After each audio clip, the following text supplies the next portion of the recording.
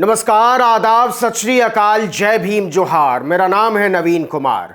उत्तर प्रदेश में भारतीय जनता पार्टी की भारी जीत के बाद भारतीय जनता पार्टी के ही बहुत सारे नेताओं के चेहरे पर हवाइयां उड़ रही हैं।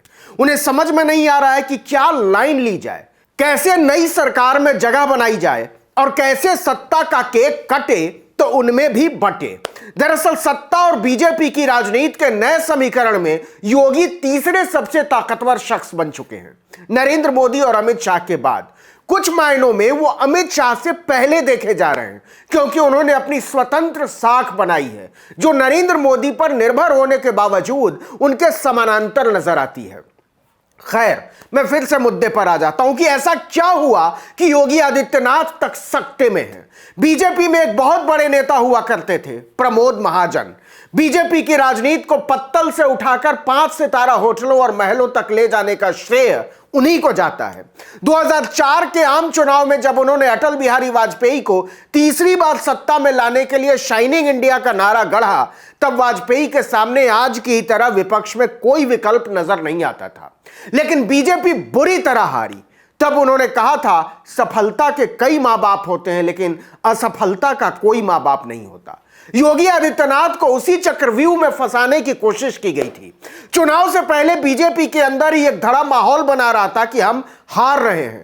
उस धड़े ने पहले कोरोना के समय योगी को घेरा, फिर गंगा पर घेरा, फिर किसान पर घेरा और फिर नौजवान पर घेरा। योगी के खिलाफ इस आंदोलन की अगुवाई कर रहे थे मंत्री ब्रजेश पाठक और उन्हें हवा दे रहे थे सुनील बंसल। इनके पीछे दोनों मौर्य थे, केशव प्रसाद मौर्य और स्वामी प्रसाद मौर्य। केशव प्रसाद मौर्य तो मुख्यमंत्री बनने का सपना देखने लगे थे।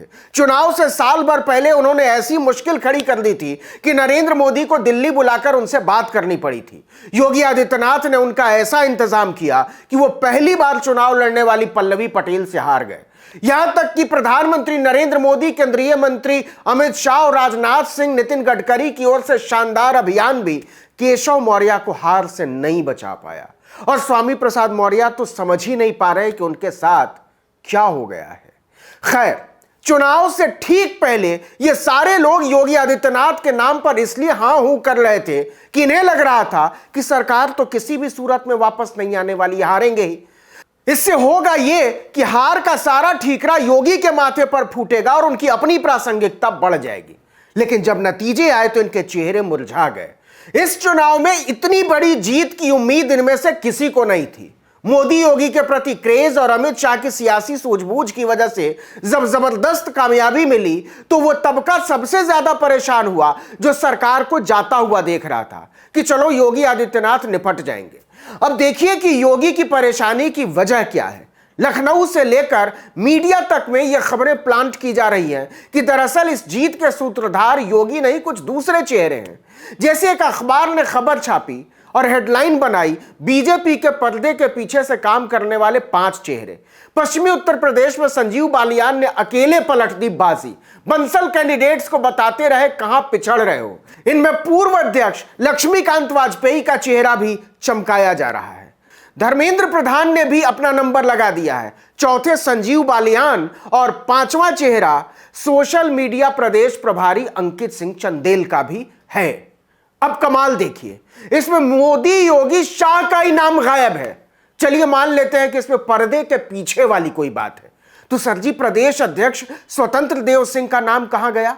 कमाल है कि पूर्व प्रदेश अध्यक्ष लक्ष्मीकांत वाजपेयी तो हैं, लेकिन मौजूदा प्रदेश अध्यक्ष गायब। हम बताते हैं क्यों। क्योंकि वो पिछड़े समुदाय से आते हैं। जिन लोगों को भी पर्दे के पीछे का खिलाड़ी बताया जा रहा है उनमें से ज्यादातर वो लोग हैं जो योगी के विरोधी और ब्राह्मण हैं और लखनऊ से लेकर दिल्ली तक की मीडिया में खबरें प्लांट करवाने में माहिर हैं। मैं खबरों के उन शातिर खिलाड़ियों के नाम जानबूझकर नहीं ले रहा हूं, क्योंकि बात निकलेगी तो दूर तलक नहीं जाएगी, दीवार के पार चली जाएगी। और दीवार का गिरना कभी भी अच्छा नहीं होता, चाहे वो नैतिकता की दीवार हो या लिहाज की। अब खेल क्या हुआ है कि जब बीजेपी प्रचंड बहुमत से जीत गई और इसका सेहरा मोदी शाह ने योगी आदित्यनाथ के माथे पर बांध दिया तो खिलाड़ियों में खलबली मच गई कि ये क्या हुआ, कैसे हुआ, अपना क्या होगा, वगैरह वगैरह। यह खलबली इसलिए मची है कि जब नया कैबिनेट बनेगा, विभागों का बंटवारा होगा, तमाम आयोगों के अध्यक्ष बनाए जाएंगे, सरकार का कामकाज बटेगा, तो उन्हें पूछेगा कौन? इसलिए जो खुद ही योगी आदित्यनाथ को डूबा हुआ साबित करने में लगे थे, वो आज अखबारों में यह छपवाने लगे हैं कि हमने तो उनको डूबने से बचा लिया। कोई कह रहा है कि हमने प्लानिंग की, कोई कह रहा है हमने व्हाट्सएप मैसेज भेजे थे, कोई कह रहा है हमने लोगों को जोड़ा और कोई कह रहा है हमने बहुतों को तोड़ा।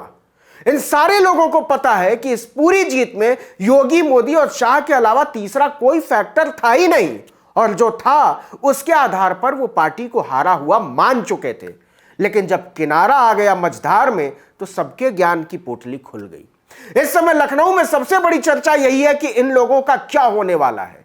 क्या योगी आदित्यनाथ उन्हें माफ कर देंगे या उन्हें सजा देंगे?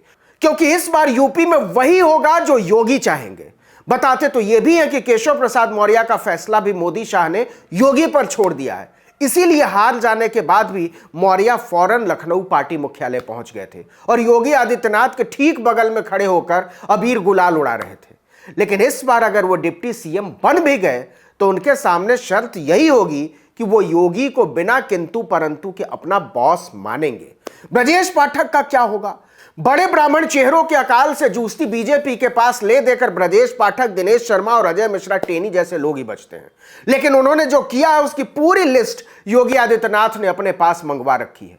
तो कुल मिलाकर लखनऊ में अगले एक हफ्ते बहुत ज्यादा गहमा गहमी रहने वाली है, क्योंकि सबको साबित करना है कि इस जीत के लिए सबसे ज्यादा पसीना उसी ने बहाया है।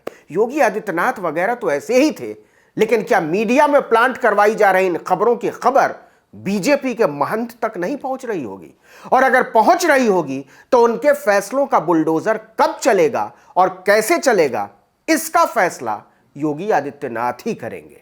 इस वीडियो में इतना ही, लेकिन अगर आपने आर्टिकल 19 इंडिया को अब तक सब्सक्राइब नहीं किया तो फौरन कर लीजिए, बेल आइकॉन दबाइए, घंटी जैसी आकृति लाइक कीजिए और कमेंट करके बताइए हमारा वीडियो आपको कैसा लगा। अगर यूट्यूब पर देख रहे हैं तो हमारे चैनल को सब्सक्राइब कर लीजिए, फेसबुक पर देख रहे हैं तो वीडियो देखने के बाद पेज पर जाइए, उसको लाइक कर लीजिए, इंस्टाग्राम पर हमारा पेज है उसको फॉलो कर लीजिए और हमारा ट्विटर हैंडल है article19_India, उसको भी फॉलो कर लीजिए। नमस्कार।